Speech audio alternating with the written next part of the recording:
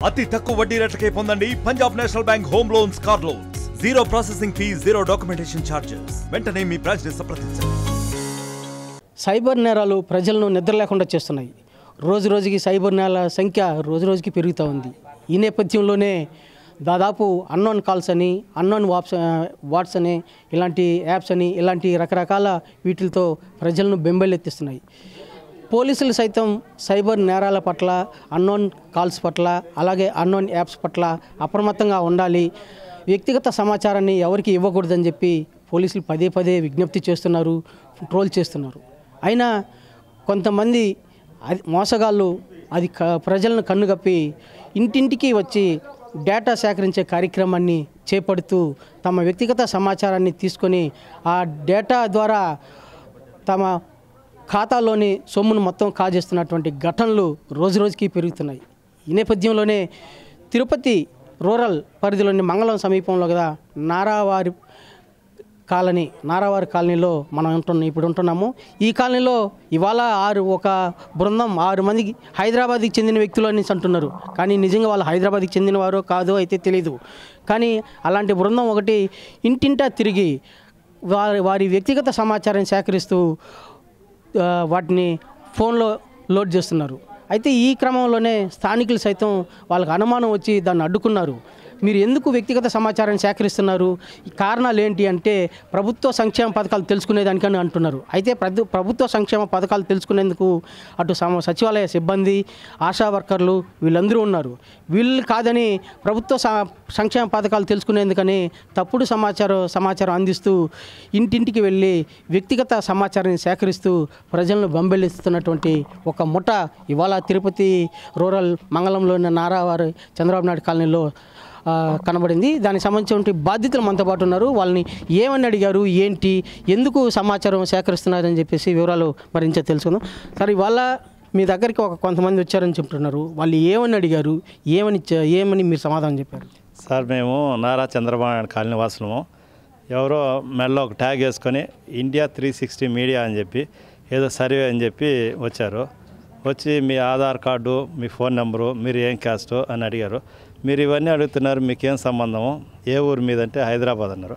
హైదరాబాద్ అయితే మీకు ఇక్కడ ఏం పని? ఒకవేళ ఇక్కడ చేయాలంటే ఇక్కడ గ్రామ సచివాలయం ఉంది, సెక్రటరీ మేడం ఉన్నారు, ఎంఆర్ఓ గారు ఉన్నారు. వాళ్ళ పర్మిషన్ తీసుకొని ఇక్కడ రావాలా?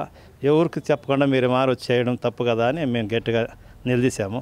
తర్వాత పోలీసు వారికి కూడా కంప్లైంట్ చేసాము. వాళ్ళు వచ్చి తీసుకెళ్ళి వాళ్ళు అడిగిన దానికి వీళ్ళకి పొంతన లేదు.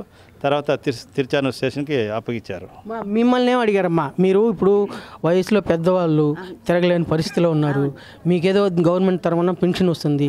ఇలాంటి క్రమంలో ఇలాంటి పరిస్థితుల్లో మిమ్మల్ని వాళ్ళు ఏమని వచ్చి అడిగారమ్మా? మేము నాకు ఒంట్లో బాగాలేదు, పండుకున్నాను, పెద్ద అమ్మాయి లేయి అన్నారు. మేము ఉండేది నారా చంద్రబాబు కాలనీలో 40 ఏళ్ళుగా ఉన్నాను. నేను 40 ఏళ్ళుగా ఉన్నాము. ఎవరో వచ్చినారు, మాట్లాడాలని లేచాను. మీది ఏం క్యాష్ అని అడిగారు. అడిగితే షేక్ సుబ్బలక్ష్మి అని చెప్పిన. అమ్మ ఫోన్ నెంబర్ చెప్పు అన్నారు. నాకు తెలీదు, మా ఆయన కాడ చెప్పాలా, మా ఆయన బాత్రూంలో ఉన్నారు అని చెప్పాను. అంత లోపలికి ఆయన వచ్చాడు, 2 బిట్లు చెప్పారు. అంత లోపలికి వేరే బాబు వచ్చాడు. మీరు ఎవరు ఎక్కడంటే ఏదో ఇలేకర్లు అని చెప్పారు. అంతనే తీసుకొచ్చేసారు. మళ్ళీ నేను ఇంట్లోనే ఉన్నాను సార్. ఇది మీకేమని చెప్పారండి? ఇవాళ మిమ్మల్ని కూడా అడిగారు, ఏం చెప్పారండి? ఏం అడిగారంటే, మేము గవర్నమెంట్ పంపించింది, గవర్నమెంట్ ద్వారా మేము వచ్చాము, మేము సర్వే చేస్తున్నాము అనేసి వాళ్ళు అడిగారు. మమ్మల్ని అడిగిన తర్వాత ఏం చెప్పామంటే, స్టేట్ గవర్నమెంట్ ఏమైనా చేస్తుందా, పింఛన్ ఎంత వస్తుంది అన్నారు. 4,000 ఇస్తున్నారు, పింఛన్ కరెక్ట్గా అంత ఉంది అన్నారు. పింఛన్ కరెక్ట్గా అంతా ఉంది, బాగా రోడ్లు గీడ్లు అన్నీ బాగున్నాయి, అన్నీ బాగున్నాయి, ఒక రోజు కాలేదు అనేసి అడిగాము. ఆ తర్వాత క్యాస్ట్ అడిగారు. క్యాస్ట్ అడిగితే మరి సుగాలి అనేసి అని చెప్తే అందులో కూడా అతను ఫోన్లో కూడా తీసి ఎస్టీ అనేసి మళ్ళీ మేమని చెప్పాను. ఆ తర్వాత ఇంకోటి అడిగాడు, అది ఎవరికి వేశారు ఓటు అనేసి అడిగాడు. నేను చెప్పాను, మేము ఎప్పటి నుంచినో టీడీపీయే అనేసి మేము చెప్పింది మాత్రం వాస్తవమే. దానికి అతను మళ్ళీ దానికి కూడా టిక్ కొట్టుకున్నారు అక్కడ. దాన్ని మళ్ళీ నేను అడిగాను, ఏమయ్యా దేనికి అనేసి అంటే, లేదు సార్ మాకు సర్వే కోసం వచ్చాము అనేసి అని చెప్పారు. అది మీకేమని చెప్పారండి? ఇవాళ మార్నింగ్ సర్వే చేశారు, ఇంటింటికి వచ్చి సర్వే చేస్తున్నారు, అది అన్నోన్ పర్సన్స్ వచ్చి చేస్తున్నారు. మీకు ఎలా మీరు ఎలా ఫీల్ అయినారు?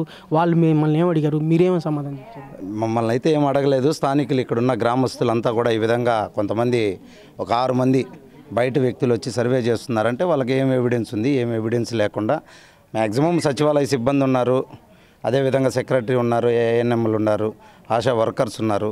ప్రజలకి ఏమేమి సంక్షేమ పథకాలు అందుతున్నాయో వాళ్ళు చూసుకుంటారు.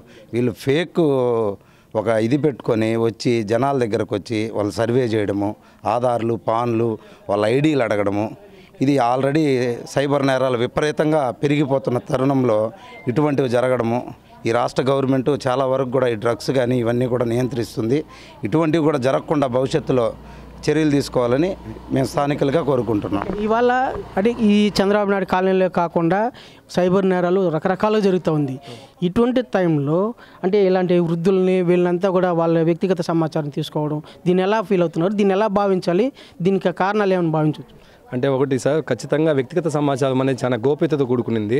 అది అడగడానికి ఎవరికి హక్కు లేదు, చట్టరీత్యా అది నేరం కూడా. అటువంటి సమాచారాన్ని వీరు అడిగి తీసుకోవడం, అసలు వీరు ఫేక్ ఐడి కార్డుతో వచ్చారండి. ఐడి కార్డ్స్ కూడా ఫేక్. తెలియని వ్యక్తులు, చదువుకున్న వాళ్ళం కాబట్టి మేము కొంతమంది ఉండేటప్పుడు అడగలుగుతాం. ఏమి చదువుకోలేని వారు వాళ్ళ సమాచారాన్ని చెప్పడం వల్ల ఆ సమాచారాన్ని వారు తప్పుడు మార్గాలలో, తప్పుడు విధానాలలో ఉపయోగించుకునే ప్రమాదం ఉంది. సో ప్రభుత్వం కూడా దీనిపైన ఆల్రెడీ చట్టరీత్యా కొన్ని తీసుకుంటున్నారు యాక్షన్స్. అంటే మేము స్థానికంగా కొంతమందికి ఇంకా అవేర్నెస్ కల్పించాలని కోరుకుంటున్నామండి. ఇలాంటి సమాచారం వల్ల ప్రజలు తమ వ్యక్తిగత సమాచారాన్ని బహిర్గతం చేయడం వల్ల అనేక కష్టాలకు పాలవుతున్నారు. ప్రజలు ఇకనైనా అప్రమత్తంగా ఉండి ఇలాంటి వ్యక్తిగతంగా సమాచారాన్ని కలెక్ట్ చేసే ఎలాంటి ప్రభుత్వ అనుమతులు లేకుండా వచ్చి సమాచారం అడిగే వారి పట్ల అప్రమత్తంగా ఉండాలి. ఇవాళ ఉదయం జరిగినటువంటి ఈ ఘటన చూసి కూడా ప్రజలందరూ కూడా అప్రమత్తంగా ఉండాలని చెప్పి పేర్కొంటున్నారు. అదే కాకుండా ఇవాళ ఉదయం ఈ చంద్రబాబు నాయుడు కాలనీలో వచ్చి తిరిగినటువంటి ముఠా హర్యానాలోని గుగ్రామ్ గ్రామానికి చెందినటువంటి గుగ్రామ్ ప్రాంతానికి చెందినటువంటి ఓ ప్రైవేటు సంస్థ నుంచి మేము ఏజెన్సీగా వచ్చి మేము ఈ సమాచారం కలెక్ట్ చేస్తున్నామని చెప్పేసి పోలీసులకు సమాచారం వచ్చింది. అయితే పోలీసులు సైతం ఇలాంటి వాటి పట్ల అప్రమత్తంగా ఉండాలి, వాటి మీద కేసు నమోదు చేసాము, దర్యాప్తు చేస్తున్నామని చెప్పేసి పోలీసులు సైతం పేర్కొన్నారు. అయితే ఇలాంటి వ్యక్తిగత సమాచారాన్ని గోప్యంగా ఉంచాల్సినటువంటి వ్యక్తిగత సమాచారాన్ని అడిగే వారి పట్ల ప్రజలు అప్రమత్తంగా ఉండాలి. అలాగే ఫేక్ కాల్స్, ఫేక్ యాప్ల పట్ల కూడా అప్రమత్తంగా ఉండాలి. ఎవరికి ఎలాంటి ఆధార్ నంబర్ కానీ ఓటీపీలు కానీ సమాచారం ఇవ్వకూడదని చెప్పేసి పదే పోలీసులు పేర్కొంటున్నా కూడా ప్రజల్లో మరింత అవగాహన రావాల్సిన అవసరం ఉందని చెప్పేసి పేర్కొంటున్నారు. వీడియో సాయితో రవి, RTV, తిరుపతి. మరిన్ని వీడియోస్ కోసం ఛానల్ ని సబ్స్క్రైబ్ చేయండి. లేటెస్ట్ అప్డేట్స్ కోసం వాట్సాప్ ఛానల్ ని ఫాలో అవ్వండి. ఆ లింక్ డిస్క్రిప్షన్ లో ఉంది.